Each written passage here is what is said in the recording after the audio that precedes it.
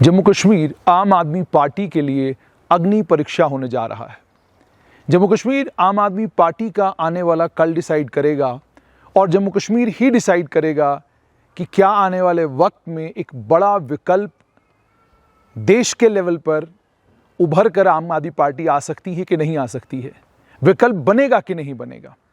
अब आप सोच रहे होंगे मैं ऐसा क्यों कह रहा हूँ।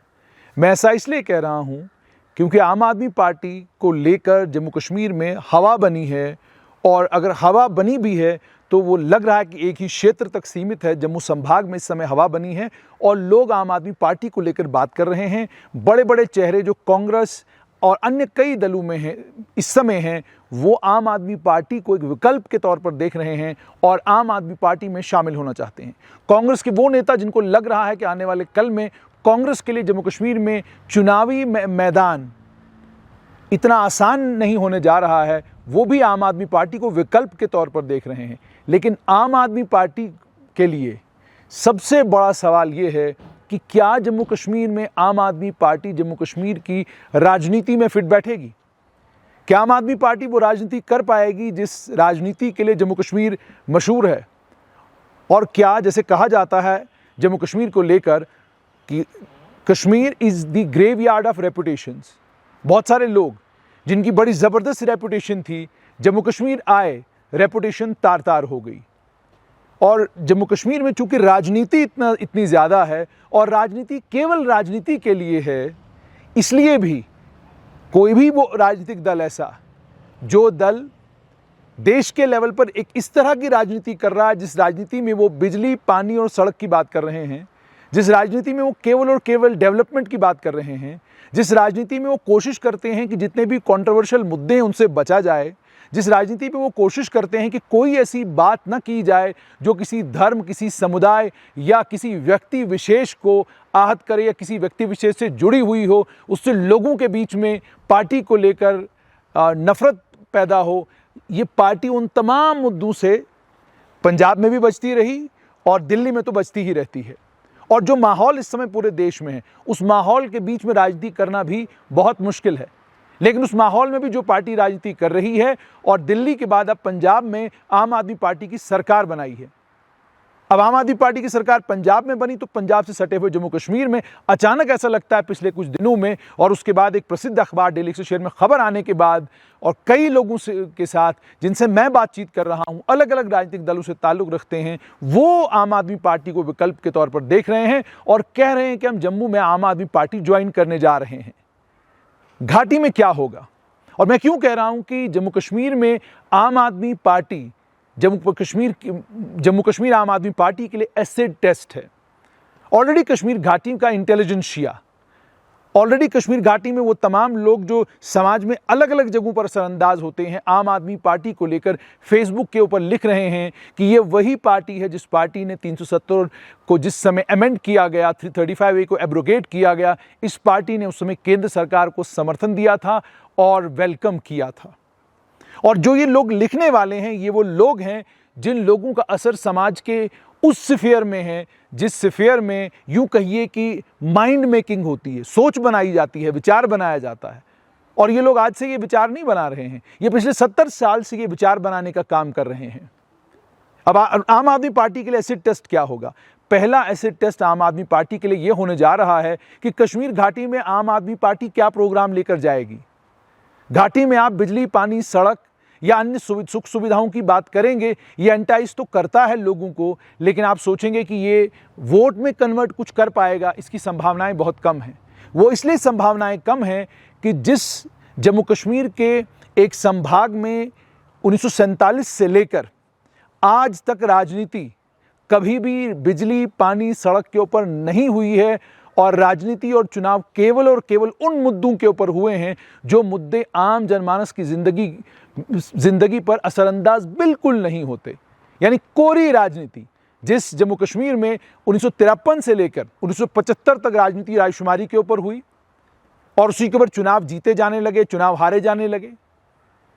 उसके बाद महाज रायशुमारी बना, वो जो 53 से 75 तक महाज रायशुमारी था, उस महाज रायशुमारी का पॉलिटिकल बेनिफिट 1975 में लिया गया, फिर उसी का पॉलिटिकल बेनिफिट 1977 में लिया गया। 1983 के बाद एक नया शोर मचा।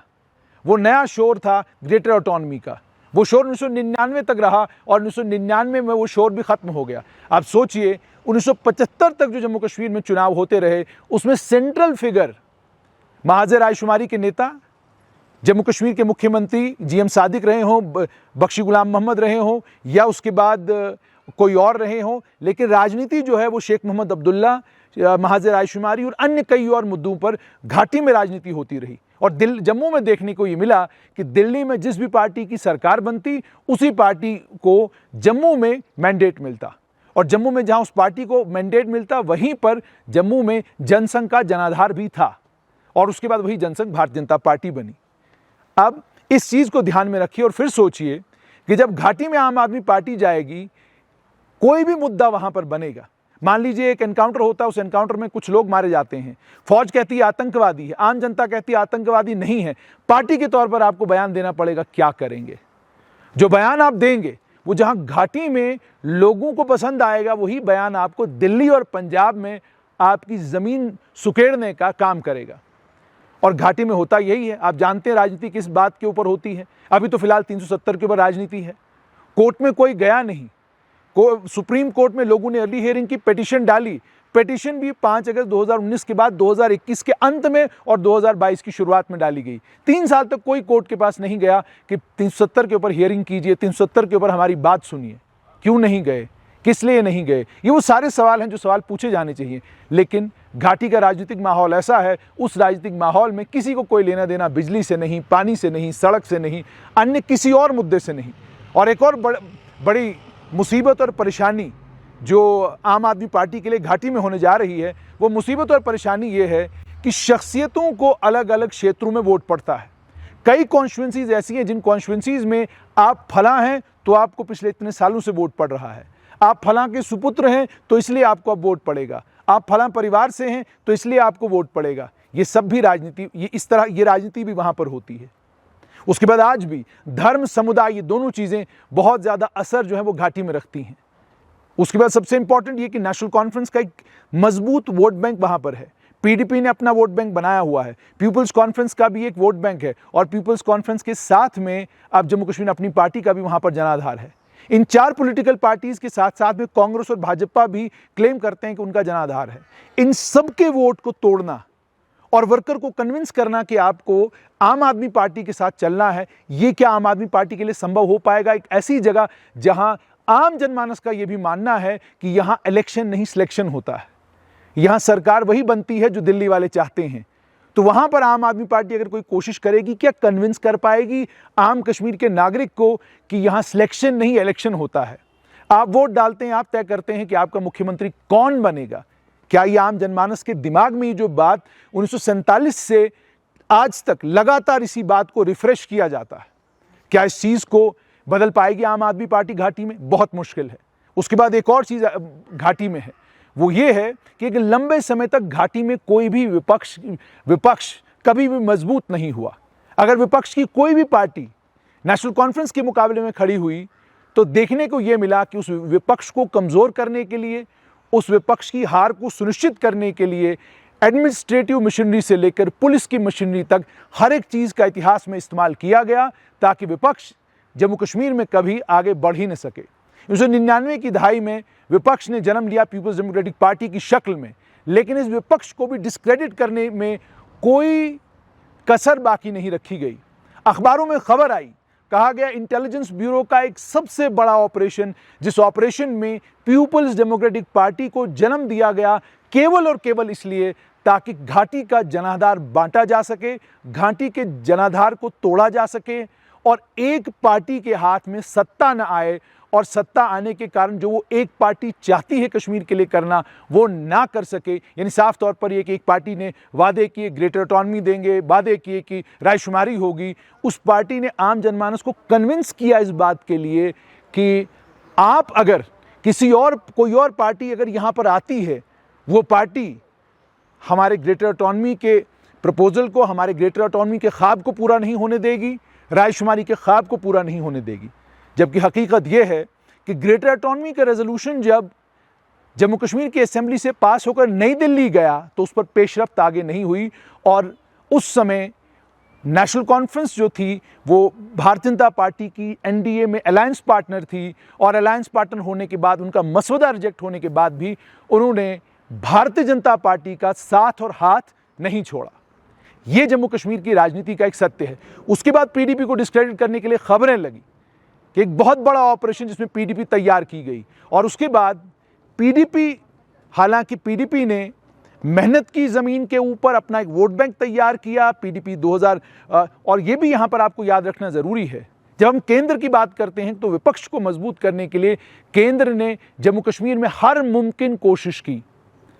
इसी का नतीजा था कि 2002 की दहाई में जम्मू कश्मीर में नेशनल कॉन्फ्रेंस के पास एक बड़ा नंबर होने के बावजूद कांग्रेस ने पीडीपी के साथ मिलकर सरकार बनाई, 16 एमएलए वाली पार्टी के साथ सरकार बनाई, मुख्यमंत्री उनकी पार्टी का बनाया ताकि जम्मू कश्मीर में विपक्ष को मजबूत किया जाए।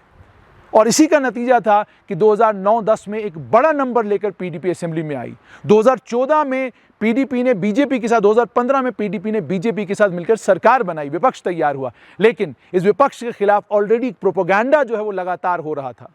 उस प्रोपेगेंडे को बल मिला, नतीजा ये निकला पार्टी कमजोर हो गई, और अब पार्टी के लगभग आधे से ज्यादा नेता जो है पार्टी से बाहर जा चुके हैं। और सिर्फ इतना ही नहीं हुआ है, पार्टी के नेता बाहर जा चुके हैं, पार्टी ने भी ये अब सोच लिया है कि नई पीढ़ी को तैयार किया जाएगा। लेकिन उस वाइड को फिलअप करने के लिए घाटी में आई जम्मू कश्मीर अपनी पार्टी और पीपल्स कॉन्फ्रेंस।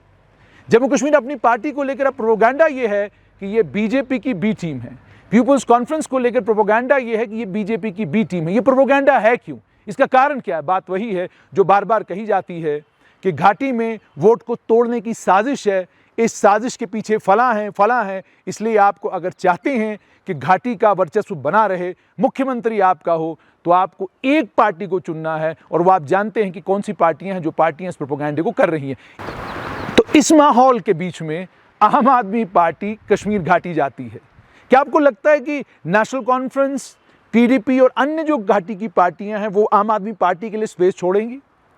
और उसके बाद सबसे बड़ी मुसीबत इस समय घाटी में आतंकवाद है। आतंकवाद की आग अभी भी घाटी में है। नेशनल कॉन्फ्रेंस के हों, पीडीपी के हों, अपनी पार्टी के हों, पीपल्स कॉन्फ्रेंस के हों, कांग्रेस के हों, बीजेपी के नेता हों, डीडीसी काउंसलर हो, पंच हो, सरपंच हो, हर एक सिक्योरिटी ढूंढ रहा है, गाड़ी ढूंढ रहा है। जिन नेताओं को आम आदमी पार्टी में आप शामिल करेंगे, उन नेताओं को क्या सरकार सिक्योरिटी प्रोवाइड करेगी? क्या वो सिक्योर एनवायरनमेंट में चारों तरफ जा पाएंगे? सिक्योरिटी की जबरदस्त जरूरत रहेगी। सिक्योरिटी आप जानते हैं एक राजनीतिक मसला बन गया है। किसको पीएसओ मिलेगा, किसको पीएसओ नहीं मिलेगा, ये राजनीतिक बुनियादों पर हो रहा है। ये आप जानते हैं, इसको ज़्यादा लंबा खींचने की ज़रूरत नहीं है। क्या आम आदमी पार्टी को मौका मिलेगा? यहाँ पर भी आपको ये समझ में आएगा कि ये भी एक मुश्किल रास्ता है। और उसके बाद जैसे मैंने आपको कहा कि घाटी के अंदर आपने हर तरह की मुसीबत और परेशानी को ध्यान में रखते हुए राजनीति करनी है। और वो मुसीबतें हैं, वो परेशानियां हैं जो नेशनल टेलीविज़न चैनलों की डिबेट बनते हैं। आपके नेता का एक छोटा सा बयान कश्मीर को लेकर नेशनल टेलीविज़न चैनल पर 15 दिन के लिए, 2 महीने के लिए डिबेट खड़ी कर सकता है। क्या वो आप बर्दाश्त कर पाएंगे? आप आम आदमी पार्टी का जो जनाधार है और जो उनकी आइडियोलॉजी है, उस जनाधार, उस आइडियोलॉजी को सामने रखिए। वो आम आदमी को सहूलत देना, बिजली, पानी, सड़क, इन चीज़ों के ऊपर आम आदमी पार्टी चुनाव लड़ती है। क्या घाटी में ये सब संभव हो पाएगा?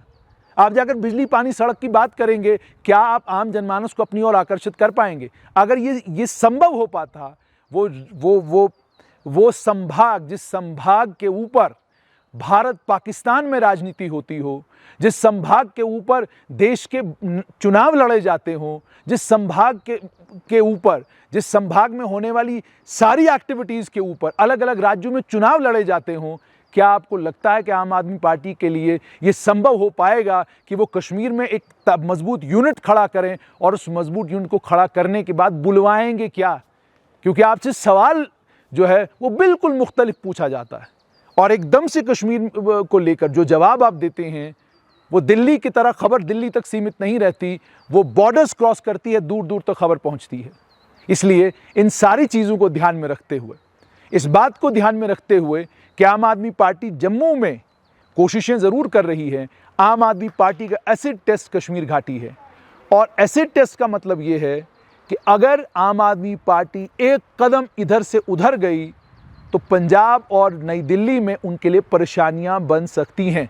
तो मतलब ये कि अभी तक का अनुमान अगर लगाया जाए तो आम आदमी पार्टी सीमित रहेगी जम्मू संभाग तक। घाटी में आम आदमी पार्टी कोशिशें ज़रूर करेगी, लेकिन उन कोशिशों में कोई बड़ी कामयाबी अगर आम आदमी पार्टी को मिलेगी तो वह ऐतिहासिक होगी। मगर जैसा मैंने आपको कहा, इन सारी दिक्कतों के बारे में आम आदमी पार्टी को सोचना होगा, इसलिए मैंने ये कहा। और अंत में, आम आदमी पार्टी परिवारवाद के खिलाफ है।